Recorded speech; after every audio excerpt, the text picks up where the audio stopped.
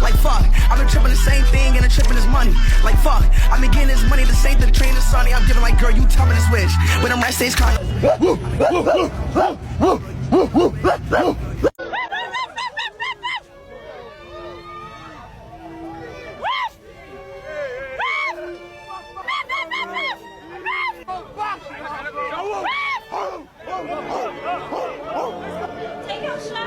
سلام أملاخ نعكم يكون كبراتي حوات كميل لهم سنة اللي كله نايلو ما أنت مدبنا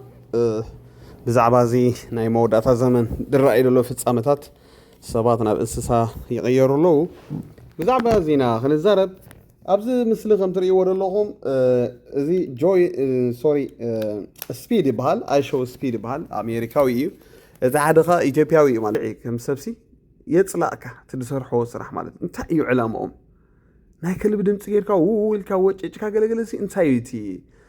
زحايش تمرت دي له وين زمان سي حجي يغرمك ايغن ابت دحراي زمان سي سبات نمهرو واغان انت قصعبه امنت تخكلنيا تمرتقا كنعقوم زبل تنبيت ابزيوم كفصم تريو مالتي لومي وانجيل كستا بدواي كتصدق بسمعك سبيله صار زكا غلغله مالت نزيوم كايو بو سبيسلوم هو بلوم غلغله تجرني حتى زمان سنين يتكفتنا نابينا يتكفتنا انسسا ناي انسسا دمص سيدغبر انسسا سلازغونه سبسي كميغيركا خاتدنو كميغيركا تنጨብጨበሉ وانا ما رايكو ادغرمني ግን كلب ክትከውን መምናይን كلب مفتاውን ግን ካለይ እዚ ትሪና በቃ መስከልቢ كلب ስታይ كلب بتاعني hell no نمن احلاما لهم كم كلبي بتتحتي اتو قال اسك نسمعيه I want to ask you something, man. Yeah, ask me something. I want to know, man. Are you gay? Gay, bro? Only for Ronaldo.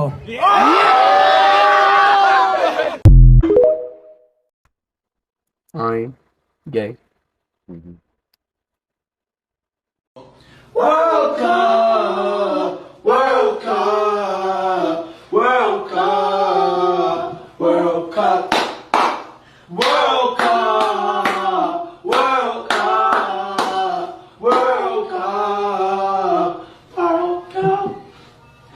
World Cup. It's time to play football. I know your father is a Christian. Okay. Are you a Christian? Am I a Christian? Okay. See, that's a very, great question. You know what I'm saying? But let me ask you this. Okay? No. Answer the question first. It's a great question because a Christian is someone that's repented of their sins, that doesn't support sexual immorality, that's not walking for fame, but living for Jesus. Someone who's denied themselves, pick up their cross daily and follow me. I'm not against you trying to make money or making good music, but if you're a Christian, you need to repent of your sins. Otherwise, just like any person here, not just you, you'll find yourself in hell. All right, okay, hold on, wait. So are you a Christian? Hey, let me talk, all right? Are you a Christian? Okay, first of all, I came here to see Ronaldo. I'm in Manchester right now. You're asking me questions about God, okay? I love God,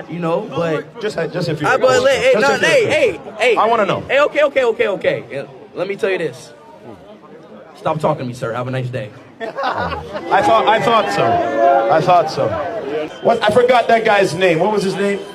I Show Speed. He sped away very quickly when the truth of Jesus Christ was mentioned. Why couldn't he answer the question whether he was a Christian? Why was he so quick to acknowledge, or rather affirm,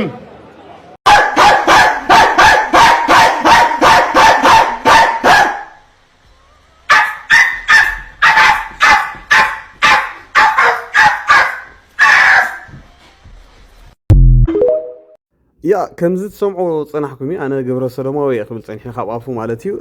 وانجيلون كمسكيرو لونيرو تحاونا كسمعي كالن نعقو خيدو مالتي بتامي دقرمك زمن يحوات وانجيل يا صباح نقو تريت مليسوس كحتى تلي مالتي قني قرمك حج مليون 4 مليون 5 مليون ዩቲዩብ ተኸታታሊ ኢለሎ ብጣዕሚ ድገርመካ በቃ ናይዚ ዓለም እዚኣ ነገርሲ ቁም ነገር ዘይፈትዎ ወለዶ በቃ እዚ ሲ እንታይ ትምህርቲ ኣለዎ ወይ ክንዲዚ ሚልዮናት ሰባት ዝከታተልዎ ብጣዕሚ ከተሓዝን በቃ ብጣዕሚ ትሪእዎ ኣለኹም በቃ ከም ናይ እንስሳ ነገር ገብር ገለ ግብረ ሰዶማዊ ከዓ ተሓዝን በቃ ነዚ ወለዶስ ተሓዝነሉ በቃ ናበይና ንኸይድ ኣለና እንታይና ንርኢ ዘለና ገለ ትብል ማለት እዩ ደሕፍር እዩ በቃ ሰባት ናብ እንስሳ ቀየሩ ከለዉ ብጣዕሚ ተሓፍር ማለት እዩ ኣብዚ ኣሎ ሓደ ቪዲዮ ዳውንሎድ ዝገበርክዎ እውን ሰባት ናብ እንስሳ እንዳተቀየሩ ኣብ ቀሎ ሜክሲኮ ቬኔዙዌላ ገለገለ ሃገራት ኣሎ ቪዲዮታት ንስኹም ከስዕበልኩም እየ ዘገርም ግን ኣብዚና በፂሕና ደለና ትሪእዎም ኣለኹም ማለት እዩ እዚ ቀስቀስ እናበለ ናብ ኢትዮጵያ ከይተረፈ ኢሊሒሙ እዚ ጉዳይ እዚ ማለት እዩ ኣብ ኢትዮጵያ ሪኢኹም ኢኹም ኣይ ሾው ኢትዮጵያ ዝበሃል ወዲ ተሲኡት ሳምሶን ዝበሃል ስውን ልክዕ ከም ናይ ዝክገብር ይድውዕል ከም ናይ ከልቢ ድምፂ ገብር ገለገለ ቅጭዮም ዘምፅልካ በቃ የፈንፍኑካ ትዝሰርሕዎ ስራሕ ተሓዝን ንደቅና ንበቀሎም ኣለና መቸም ፅባሕ ንጎ ለፍርሕ ዘመን ይብቅድሜና ደመፅለሉ ኣሕዋተይ ንሕናስ መፅሓፍ ቅዱስ ፈሊጥና ኣለና ብዙሕ ነገር ተረዲእና ኣሎ ማለት እዩ ኣብዚ ወፃኢ ዝተወለዱ ቆልዑ ግን እግዚኣብሔር ይሓለዎም እዩ ዝብል በቃ ኣብ ትምህርቲ ድምሃርዎ ሕማቕ ኣብ ገለ ብጣዕሚ ደፍርሕ ማለት እዩ ነዚኦም እናረኣዮም ካብ መብዛሕትኦም ዳዓብዩ የፍርሓካ እዩ ዘመን በቃ ትሪእዎ ኣለኹም ናይ እንስሳ ናይ ከልቢ ነገር ክገብር ይደሊ ሕጂ እቲ ኣብ ውሽጢ ዘሎ ስፕሪት ኮ ኢኹም ዝገብሮ ዘሎ እቲ መንፈስ ወላ ዓንተ ወይ ስጋ ክበልዕ ከሎ እቲ ጥረ ስጋ ሪኢኹም ኢኹም ከመይ ዓይኑ ይግልብጥ ነይሩ ማለት እዩ ሕጂ እዚኣ ሕጂ ሕፅይቲ እያ እዚኣ እውን እዚ ወዲ ግብረ ሰዶማዊ እንደገና ኸ ሕጂ ለንቅና ኸ ሕፅይቲ ጓል ሒዙሎ ማለት እዩ ዓርኪ ከም ዝትሪእዎ ኣለኹም ክልተ ዓይነት እንታሽሙ እዩ ዘለዎ ስምዒት ማለት እዩ ከምኡ ኣለዉ ምስ ወድን ምስ ጓልን ማለት እዩ ከምኡ ዓይነት ስፕሪት እዩ ዘለዎ ይሕዘነካ እዩ ናበይና ንኸይድ ዘለና ሕዘነካ እዩ ካልእ ኸ ከሪእኩም እስከ ናብ ከልቢ ዝተቐየሩ ሰባት ኣብዚ ኸ ረኣይዎም ዘገርም እዩ በቃ ናበይና ንኸይድ ኣለና እቶም ሰባት ረኣይዎሞ እዚኦም ሲ በቃ ከልቢ ምዃን ተመንዮም እዚ ኤውሮፓ ኣሜሪካ እዚ ካናዳ እዚ ምዕራባውያን ሃገር እኮ ተበላሽኩ ኣሕዋተይ ኣብ ቅድሚ ኣምላኽ ጃስ ስራሕ ስለ ዘሎ ገለገለ ኢኻ ትፈቶ መሰልካ ኸ ይኽበረልካ ገለ እምበር ንዓይንኻ ኮ ሕማቕ ኮ ኢኻ ትርኢ በቃ ኣብዚ ኣነ ብጣዕሚ ኮ ይደገርመኒ በቃ ልክዕ ከምዚ ናይ ለውጥ ዘመን ሪኢኹም ኣለኹም ኣብ ናይ ለውጥ ዘመን ለውጥ ነፍሱ ብሓጢኣተኛታት ትሳቀይ ነይራ ኢሉ በቃ ምክንያቱ በዚሑ ርክሰት ነው ኣብዚ ኻ ከምኡ ኢኻ ትርኢ በቃ ሰብሲ እንስሳ ምዃን ተመንዮም يحزن يبقى أبي زمن بتحنا لاري ولا قلع تبلاشهم حج تاي ولا بيت تمرتيهم كمزي نا إنسانات ناقبرو دار يوم قال مالت حجي اتسب كابتي سب أونت كابتي نايسب بحري واسي ناب إنسان مخان ناتمنى يدخيد له مالتي رأي وز زمن زي رأي ويحوات نابينا نخيد لنا أتم سبات نقيحنا مقدنا نفتش أبتنا مودا هنا دلنا أبكد ما أملاخ لومي هذا نقر يدلي مس أملاخ كتعرق لك برازر زمن نبي خير له رأيه سب لومي سب نسب مو سب قديفو مس إنسان واسب له قولي خد سمع لك قال لك زيون حيز لكم كمتيه مس إنسانات لتواصل قال لهم سألكم جس أبي لنا أبي دولة الزمن أبينا نخيد لنا أنت يدقبر دولة علم مرأي صبغي ده تسوي خمسة فيديو ده مثل الله تري والله قال يومنا بكلب غيروا قال يومنا بحرقت قال يومنا بثمن أيوه يا حزني نأملاخ كفلت وصل زي ده ليو يبل متحف كل سابرومي أب حسابهم سي كوقات وصل زي ده ليو أملاخ كا نحسور أمره أحلفها بوم ود تبعتها تسيو قال كأخوم يبلنا رومي مالتي سلزي زي نايجزابير أملاخ قطعي تري ور لهم نأملاخ كفلت وصل زي ده ليو ريخلها فليتنا داول زوم تعدو أو قال شجر وليقوم تتعبيتهم تفلسفنا أو قال تسقمتيهم يفرح الزمن بقى أبز قولينا نردلنا ودن دابلكا قال تصنحكا قال نابلكا ود تصنحكا قولي خلاص إزغاز يا قرايا نا إنسسا مثل جيرات إحنا كلب مالتي رايد أوبر مالتي بقى وح قال لنا بلتي تزاربوا مالتي في فيديو عن توي سمع عنيره بتعمل يقرب أي تزاربنا بقى وح نبلت مالتي تاي خاطر قبر بقى جسي نبي زمننا نغيدلنا ሓደ ግዜ እኮ በቃ ኣነ ከምዚ ኢታት ክርኢ ከለኹ ኣታ ጎይታ ንዓመፃ ውሰደና በጅኻ ክፉእ ከይንሪኦ ድብል በቃ ምክንያቱ ሲ ትፅልኦ እቲ ዘመንሲ በቃ ርክሰት ንዓይንኻ ባህ ዘየብል ነገር ትርኢ በቃ ብጣዕሚ ድሕፍር ኣሕዋተይ እጂ እዚኣ ካ ራእይዋ በቃ መዘራረቢ ቃል የለን እንዳበልካ ናይ እንስሳ ምስሊ ጌርካ ገለ እጂ እቲ መንፈስ እዩ ከምኡ ዝገብሮም ደሎ ፈትዮም ኣይኮኑን ምንጋፍ የድልዮም እዩ ስለዚ ከምዚኦም ዓይነት እናተፋረየ እዮም ዝኸዱ ኣለዉ እንታይ እሞ ንግበር ሞጊ ሓወይ ተኢልና ተኢልኩም ሓደ ወንጌል ነበስር ካልእ ኸዓ ነቲ ዘይነቕሐ ሕብረተሰብ ንንቅሕ ኣብዚ ኢና በፂሕና ደለና ኢየሱስ ይመፅእ ኣሎ ንጠንቀቕ ንንቃሕ ምባል ከድሊ እዩ ማለት እዩ ኣብዚ ዘመን እዚ ኣይተሓዝለይ ቤተክርስትያን ደቂሳ ያደላ ማለት ኣብ ካልእ ኣርእስቲ ጥራይ ኮለል ትብለላ ግን እዚ ተረሲዑ እዚ ናይ መወዳእታ ዘመን ትምህርቲ እንዳተረስዕ ኸይዳ ኣሎ ንምንታይ እዩ ሰይጣን ሰባት ክዳለዉ ሰባት ክነቕሑ ኣይደለኒ ዳትስ ዋይ ነቲ ናይ ክርስቶስ ምህሮ ካብ ቤት ኣምላኽ ደውፅኦ ኣሎ ማለት እዩ ስልካ በቃ ምድራዊ ስብከት ማኪና ክትገዝእ ኢኻ ገዛ ክትገዝእ ኢኻ እዚ ጥራይ ኮይኑ በቃ ኣቶም ሰባት ናይ ሰማይ ንገሩና ኢየሱስ ይመፅእ ኣሎ በሉና እዚ ኢና ንፀምእ ደለና ኣነ ብጣዕሚ ድገርመኒ እዞም ምድራውያን ሰበኽቲ ብጣዕሚ ድፍንፍኖ ትምህርቶም በቃ ምሻሎ ኣብ ምድሪ ጥራይ ኮለል ኣቡሉኻ በቃ ነፍሲ ዘድልያ ክርስቶስ እዩ ነፍሲ ብማኪና ይተዓርፍና ነፍሲ በኣሜሪካ ይተዓርፍና ነፍሲ ብክርስቶስ እያ ተዓርፍ ክንደይ ኣብዚ ክሕነቑ ኣባቡር ከኣቱ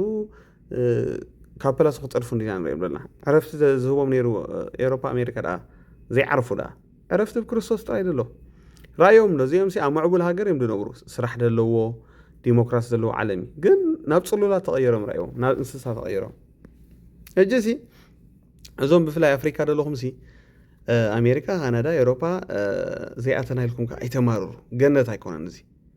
ሰብ ኣብዚ ብስቃይ ይደሕልፎ ደሎ በቃ ካብ ገዛኻ ወፂኻ ትሪኦ ሕማቕ ነገር ከምዚ ጥራይካ ትርኢ በቃ እዚኦም ራእዮም ሕጂ ኣብ ጎደና መሰልና ይከበረልና እንስሳታት ኢና ብሉለው እንታይ ክትብል ትኽእል ሕጂ ራእይዎ እቲ መንፈስ ግን ቀስ እንዳበለ ናብ ኣፍሪካ እዩ እዚ ስፒድ ዑደት ክገብር ቀኒ ናብ ኣፍሪካ ብዕላማ እዩ ክትፈልጦ ማለት እዩ ብዕላማ እዩ ተረዲዮምኒ ስለዚ እቲ ኣብ ውሽጡ ዘሎ መንፈስ ኣብዚ ዝኸዶ እናኸደ ናይ ከልቢ ድምፂ እናገበረ ኣጀንድኡ ሰርሕ ነይሩ ማለት እዩ መሳኺን ገለገለ ኢትዮጵያውያን የደንጉፅኻ ውሕውሕ ክብሉ ውዒሎም ማለት እዩ እንታይ እዩ ትርጉሙ ኣነ እኮ ማራ እዩ ዝገርመኒ በቃ ካልእ ፈጠራውነት የለን ድዩ ካልእ ንሰብ ደማዕብል ንሰብ ድሃነፅ የለን ናይ እንስሳ ድምፂ ጌርካስ በቃ ህቡብ ትኸውን ኣነ ሳቢ ዓይነት ዘመን ኢና በፂሕናቶም ሰባት ኣነ ማራ ይኮ ዝገርመን ደሎ ዘመን በቃ ሎሚ ኣብዚ ግዜ እዚ ህቡብ ክትከውን ተኾንካ በቃ ዘይተለመደ ነገር ክትገብር ኣለካ ዕንጀልና ክትገብር ኣለካ በቃ እሱ እዩ ደሎ ስለዚ ክቡራት ኣሕዋት እንዳነቃሕና ንኸይድ ኣብዚ ደረጃ ኢና በፂሕና ዘለና እዞም ዝና ትደልዩ ገለገለገለ ንፅቡቕ ነገር ዝና ድለዩ እምበር ከምዚ ስኢልካ ዕንጀልና ስራሕ ቆልዓ ምስራሕ ፅቡቕ ኣይኮነን ኣይትመነይዎ ግን ናይ ፃዕዱ ዓለም ትሪእዎም ኣለኹም ናብ እንስሳዮም ተቐይሮም ዝረኣይዎ ሕጂ ናይ ከልቢ ምግቢ እዩ ድበልዕ ደሎ ትሪእዎ ኣለኹም ብጣዕሚ ድሕፍር ረገሊኦም ከዓ እሞ ደደንፁ እዩ ካልእ ግዜ ሒዘልኩም እውን ክመፅአ ንእምሮኹም ከይርቡሾ ኢለ እምበር ናይ ገሊኦም ሞ ድገርም እዩ ሳርጀሪ ገይሮም በቃ ተቐዲዶም ቆርቦቶም ገለ ልክዕ ከምዚ ናይ ከልቢ ስታይል ድገበሩ ኣለዉ እጂ ሓደ ብፍላይ ኣብ ቀደም ሕጂ እውን ሰሪሐልኩም እየ እቲ ቪድዮ ኣብ ጃፓን እዩ በቃ ሙሉ ቀዶ ጥገና ገይሩ ሳርጀሪ ገይሩ ገለ በቃ ከምዚ ናይ ከልቢ ገይሩ ኣካላቱ በቃ ክትስእ ደው ኣይክእል ገለ ይክእል በቃ ተንበርኪኹ ኸይድ ገለ እግሩ ተሰፊዩ ገለ ብጣዕሚ ይሕዝን በቃ $1,000,000 ገይሩ ሲ ከምኡ ገይሩ ማለት እዩ ኣነ እኮ ግርም ይድብለኒ በቃ ሰብ ኣብ ኣፍሪካ ደበልዖ ሲእኑ ጠሚዩ ይመውት ኣብዚ ኸ እንስሳ ተደይኮንኩ ከልቢ ተደይኮንኩ ኢሎም ቀዶ ጥገና መጥባሕቲ ገብሩ ገለ ተሓፍር ኢኻ ማለት እዩ ናበይና ንኸይድ ዘለና ትብል ማለት እዩ ብጣዕሚ ድሕፍር ፈሊጥና እንዳበሉ ኣምላኽ ናብ ሕሱር ኣእምሮ ሂቦም ማለት እዩ ከምዛ ትሪእዎም ዘለኹም እዚኣ ዓለም ማለት ከልቢ ክንከውን ኢና ኢሎም ማለት እዩ ኣቤት ፅላለ ኣቤት ኣንታ ኢየሱስ ንዓስከ ንበላቱም ሰባት ኣታ ኢየሱስ ንዓውሰደና ንበላታ ኣታ ከምዚ ክትሪኡ ከለኹም ሳይ ትግረሙ እንዲኹም عتان دقنا يتبخيلون دقهم يتبخيلون أنس يعواتي بحكي نتناس قرب فليتنا قال أملاخ نقيحنا هنا أنت نتهم دقنا نبخيلون دلنا بقى ها فلابز معروان هاجراد نبر قلعو أبز تولد أبز العبي بتعمي روحها كنت يقول عم تبلاشم واي رايو زخا